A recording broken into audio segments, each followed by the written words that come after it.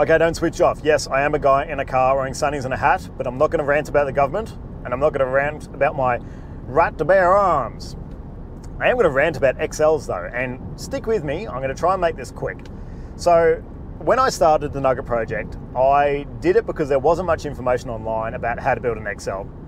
There's some very helpful people, and there was I think a blog post with a few pictures, but there was nothing really build series-ish, and I thought that's what I'm going to do.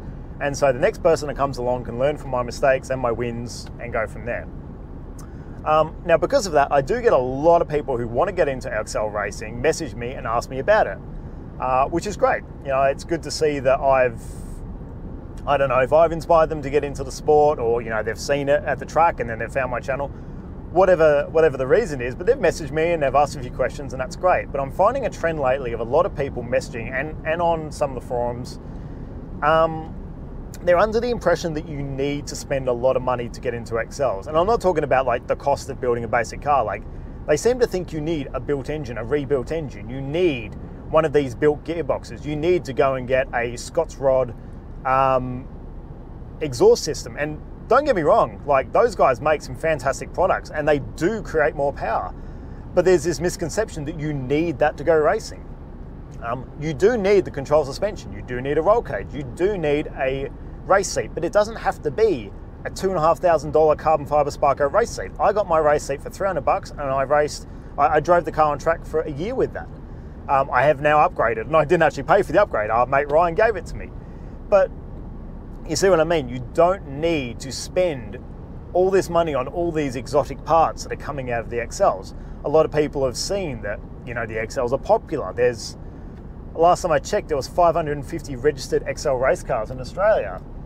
And they're seeing the growth, and people are like, I'm going to start building race cars, I'm going to start tuning engines, I'm going to do all that. And there's nothing wrong with that. Those guys are doing a really good service for people that want to be up the front of the grid.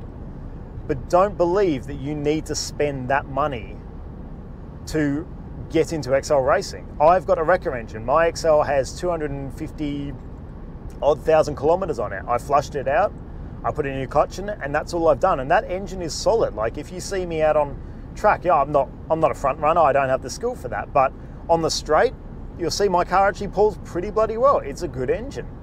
And yes, if you spent $10,000 on a built engine, and I'm not joking, that's how much it costs to build an XL race engine, you may get an extra 5, 6, 7, 8 horsepower.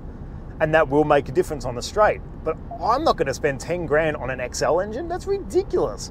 I'm not Lewis Hamilton. I don't need to be up the front. I'm having a blast where I am, okay? So please don't let anybody on these forums or anywhere else tell you that you need to spend a lot of money to start racing and have fun in XLs, okay? You don't need to do it. Just build your car, get it on track, build it to the specs so you're within regulations, and then once you've learned stuff, once you've had some fun, then you can go and you can develop the car, spend more money, do all that sort of stuff. Oh, highway police, get out of here. Right, so with that little rant out the way, I'm not paying out anybody who's building cars.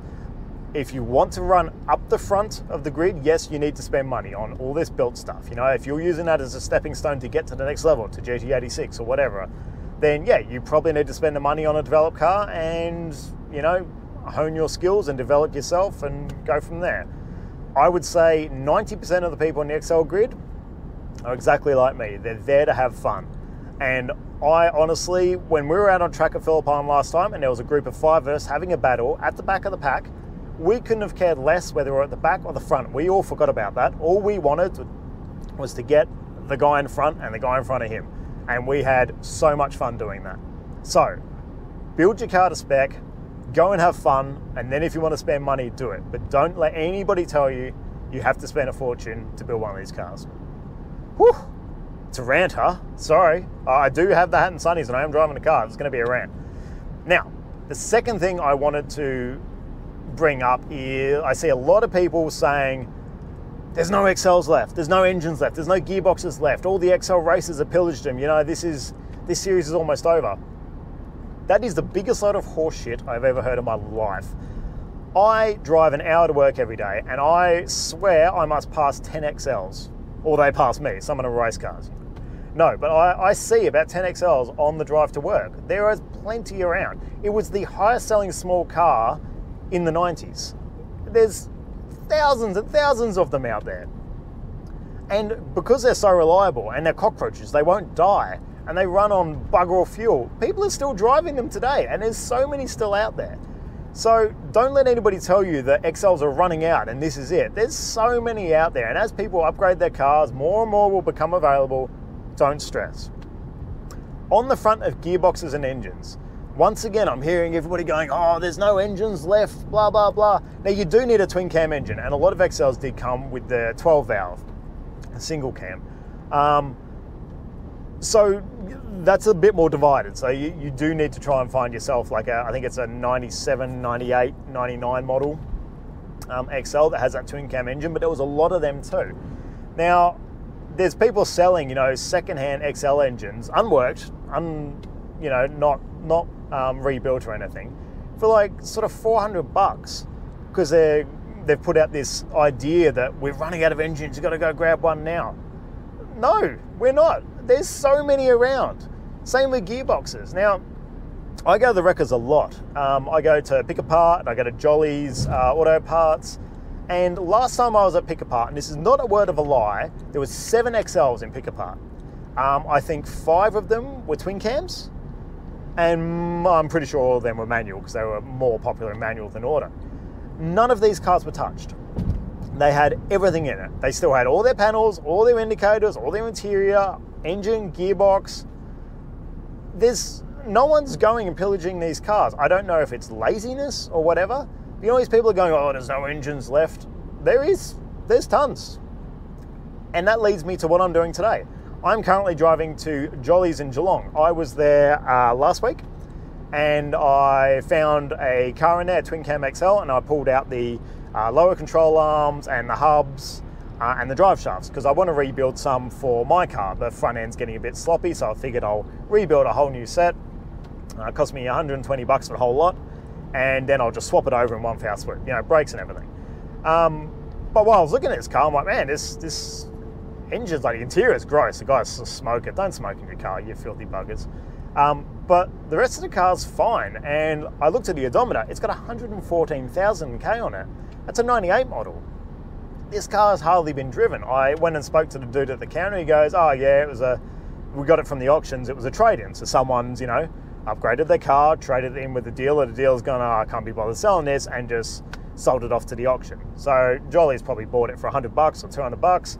They've put it in their lot. They've cut the cat out of it. They've sold the cat for $200, and now the car's there, and I've already given them whatever it was, $120 for half the parts. So I'm going to go back today, and I'm going to go grab that engine as a spare for my car. My engine's fine, but I figured, if something goes pop, I can pretty much swap it straight in. I'm not going to build it. It's got 114,000 on it. I'm going to look. It looks pretty clean. It's dirty on the outside, but it looks like a pretty clean engine. I'm going to take the risk and, not get the warranty on it. But this engine, this is the retail price, is $200. That's it. It's $200 from a business. They're not expensive and they're not rare. And so I figured I was going to get the gearbox too. Save me unbolting the gearbox. It's $140 for the gearbox. Manual gearbox, 5-speed. So for $340, I'm going to have a whole nother engine and gearbox ready to drop in my car. And honestly, you can change these out in a few hours. They're not hard. So we'll give it a clean up. I'll run some fresh oil through it. We'll give it a scrub it up, and I've got myself a spare engine and gearbox ready to go in a nug. So anyway, let's go and do that now. And here we are at Jolly's. I just got the key for the engine crane, and look at the size of this bloody thing. So I'm going to wheel that over to our XL. So I've got Papa Hull helping me today. We're trying to get this crane down through here because that's the XL down there. Oh dear. Cool, so we've got a gigantic crane in here. We had to go down that side and then over the top of this car and then in here, and now we're at our XL. Dad's taken the bonnet off.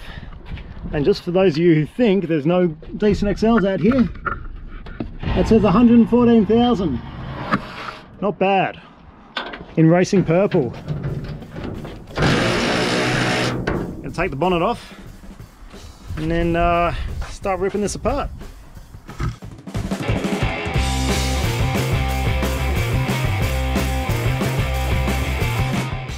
All right, everything's undone. We use our big whopping ass crane.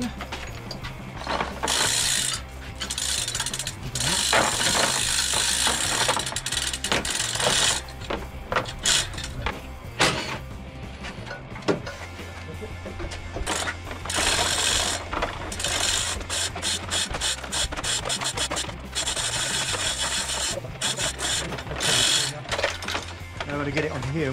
We have an engine. Woohoo! Alright, so we'll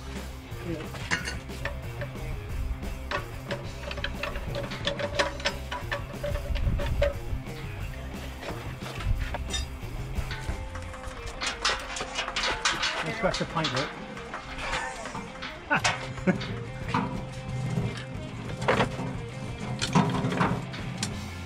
Okay. Oh, I want to go down. Pull it down. Oh, damn.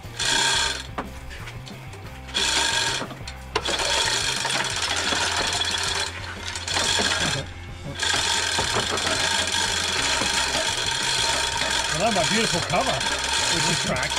It's cracked in the oh no, it's cracked. Just like the dashboard.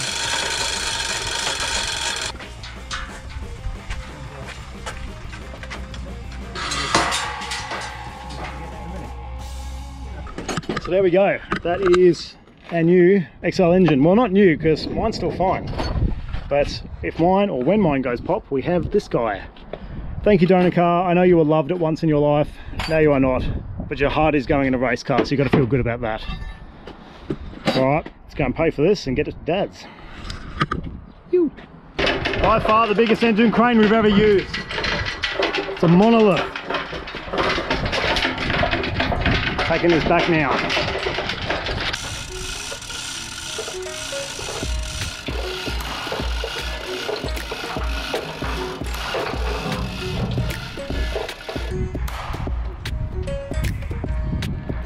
You want to get it in the front of that.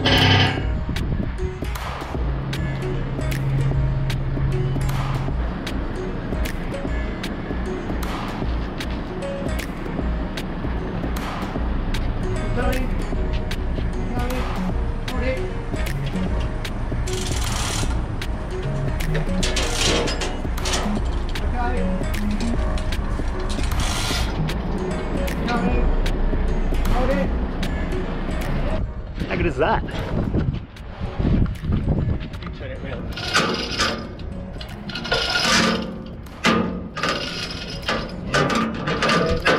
Pretty good. And here we are, home with our new old engine.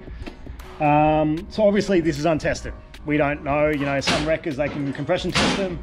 This is from pick apart, so who bloody knows, but we just turned it over and you can hear it doing the suck, squeeze, bang, blow and doing all that sort of stuff, so that's good. So that's the risk with this sort of thing. You know, it may not work, it may be buggered, but you know, we checked the radiator had coolant coming out of it, the engine has oil in it, and they are not mixing.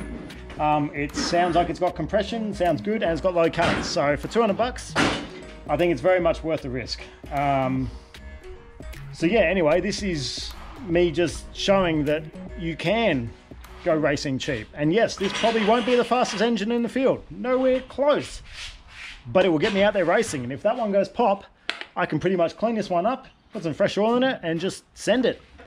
So yeah, even though I won't be at the front, I'll still be out racing, and that's probably the most important thing with this, is going out and having fun. So anyway, thanks for watching, guys. We'll see you next time. We're going to do some more stuff with this. We've got livery to do, we've got all sorts of fun things, so check back for that. But yes, for everybody who's starting out, you can do it cheap. Build a car, go and have fun, come and see me in the pits. We'll go racing together and then we'll go and have a beer. Okay, keep racing fun. Thanks, guys.